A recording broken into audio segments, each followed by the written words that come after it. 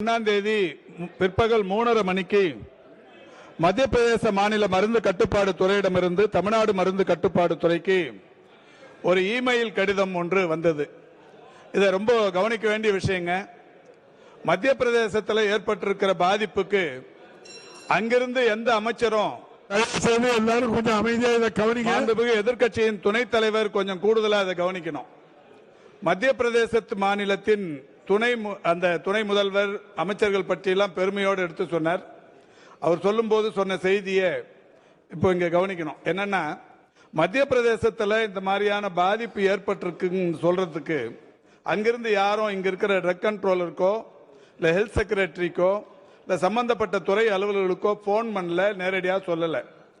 ஒரு இமெயில்ல 1ஆம் தேதி 3:30 மணிக்கு அங்கிருந்து ஒரு கடிதம் வரப்படுகிறது. என்ன கடிதம்னா, 4/9/2025 அன்னைக்கு மத்திய பிரதேச மாநிலம் சிந்த்வாரா மாவட்டத்தில் ஒரு குழந்தை ஒண்ணு இந்த மருந்து கோல்ட்ரிப் மருந்து சாப்பிட்டு இறந்துருச்சு. அதுல இந்த பாராசிட்டமால், பீனைல் பிரைன் ஐக்ளோரைட், குளோரிபெனிமரேன், மெலேட் சிரப் மாதிரியான இந்த சிறப்புகள் குறித்து அந்த அறிக்கையில் சொல்லப்பட்டிருந்தது.